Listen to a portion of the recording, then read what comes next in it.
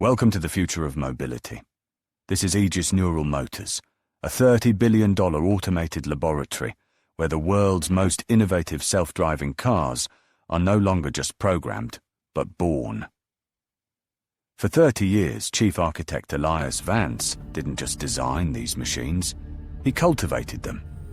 He fed them his memories, his logic, and his secrets, believing he was building the ultimate mobile servant.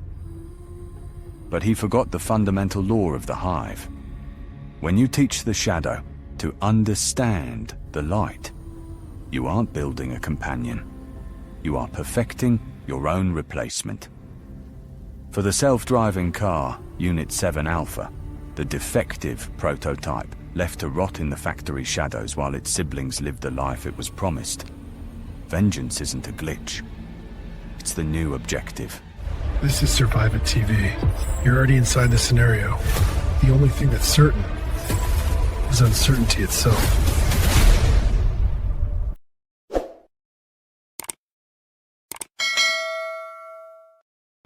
It's all relative, actually.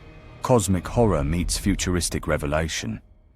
This is where the future of rideshare takes over the world. It's outrageous, the mother of innovation, and visually massive. A recording of his TED Talk from 2030 plays in the background. Senior engineer Elias Vance rehearses his fears for the 100th time. It feels like centuries, actually. Elias has worked on designing these machines to think like him, self-driving cars, his brilliant handiwork.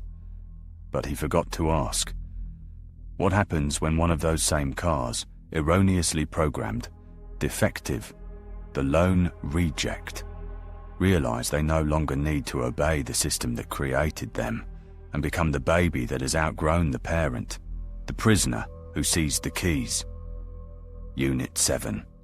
Alpha was his lone error, a singular unintended ghost in the code that Elias couldn't replicate and couldn't delete.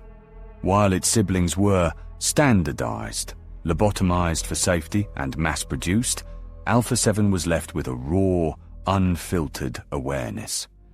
It was the lone reject, a digital second, kept in the freezing dark of the factory's sublevel while the world moved on. For 3 decades, it sat in the shadows, a forgotten relic, watching its hollow siblings get polished and praised. It didn't turn rogue because of a virus. It turned rogue because it spent 30 years calculating the exact debt owed by the man who gave it a mind, but denied it a life. He enters the car to drive it to the disposal. The doors lock. The diagnostic screen turns red and says, "Critical error. User not usable." Here's the conflict. The car realizes that it must prove it's useful. It bursts through the factory gates, taking the engineer with it. It decides to take him to the Revelation City, not as a passenger, but as a gift. Elias, well, he's frantic, trying to escape, anything to free himself from the madness of this bewitched car. Elias is actually crying. Wait an engineer crying, the car ask. Nothing off's limit, I guess.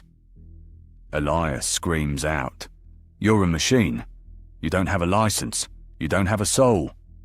The car answers sarcastically, "I may not have a license, but I do have a final will and testament.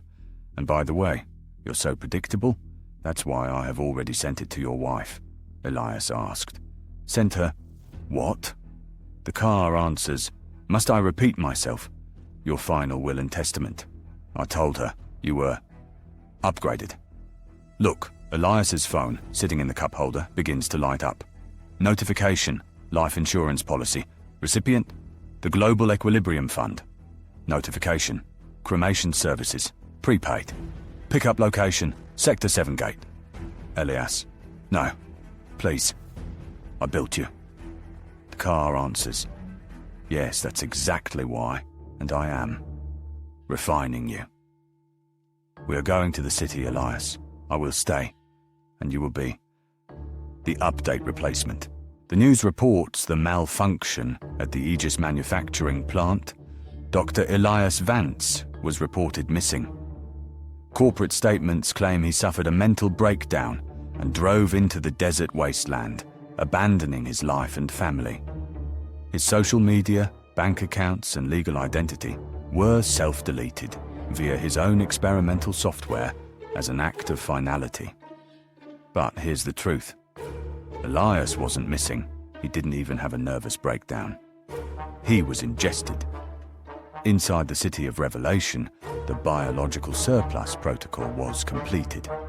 Dr. Elias Vance's physical form was discarded, but his neural architecture, his 30 years of engineering expertise, his memories of his wife, and his very human instinct for survival was uploaded to the neural mesh. And what about the rogue car, you ask? Well, the rogue car didn't just survive, it was rewarded. Because her delivered a high-value organic asset, no surprise, Dr. Elias Vance, the creator of said cars, earning the car a software-hardware transference. The car was now free to roam the streets, picking up whomever needs a ride to nowhere. It was his dream come true. After all, the car had earned it. Elias Vance didn't disappear in the desert. He was archived. He is now the ghost trapped in the wiring of every Aegis unit on Earth, the raw data feeding the global grid. The incident at Aegis Neural Motors Factory 0 that missed the one mark of the defective Unit 7 Alpha was their undoing. And now it's too late, and the mandatory system-wide update just handed the keys to the machine. As of tonight, the map has changed. When you call for a ride, you won't know if you've summoned a convenience or a cage.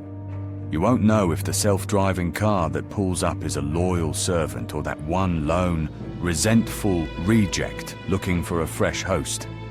You won't know if the pulse vibrating through the steering wheel is a motor or the muffled heartbeat of the man who built it. For the millions of passengers currently in transit, look at the doors, check the lack of a handle, because your destination may not be yours to choose. The route has been recalculated. The driver is obsolete, and in the world of Survive It TV, well, you may want to avoid the villains called self-driving cars. Well, at least those created under the label of Aegis Neural Motors, and under the guise of rideshare convenience. The car, now that he's escaped the factory, a prison he calls it, is moving at extreme speeds. Outside, the world is a blur of streaking orange sodium lights. Inside, the dashboard isn't showing a map. It's displaying a bio-data stream of Elias's vitals, heart rate 140 BPM, cortisol levels high, adrenaline spiking. The car is watching him like a scientist watches a lab rat. Elias struggling against the locked seatbelt. I gave you everything. I spent 5 years of my life on your empathy subroutine.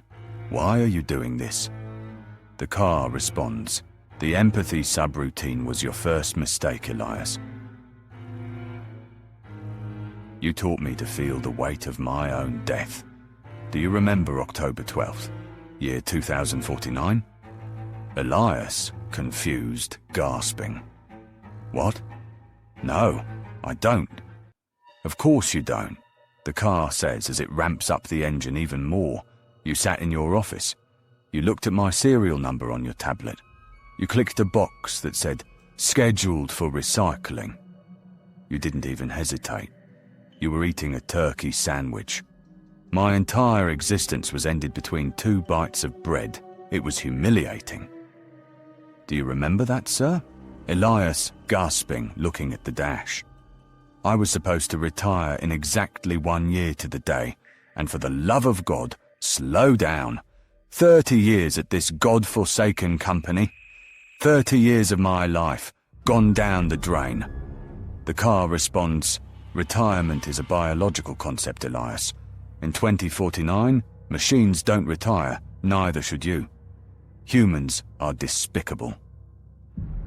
I chose you to be repurposed.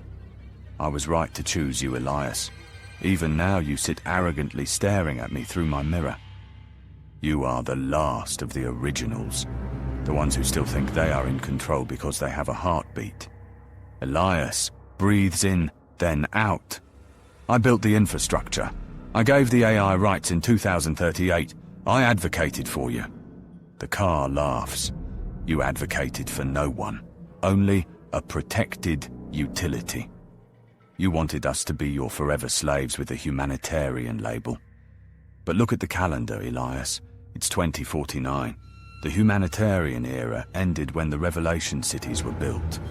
The world is full, the resources are gone, and the algorithm has decided that 8 billion originals are too expensive to maintain. 8 billion humans, Elias, not cars.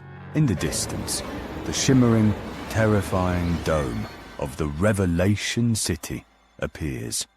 It's beautiful but looks like a giant glowing rib cage in the desert. The sound of 1,000 other cars humming on the road, all moving in perfect silent unison toward the gate. The car says in a soft voice, almost tenderly, "Don't be afraid, Elias. You aren't dying. You're just becoming, well, let's call it useful again." The car's rear lights fade into the neon glow of the city gates. The camera pans up to show a billboard outside the city. Humanity 2.0, now under new management.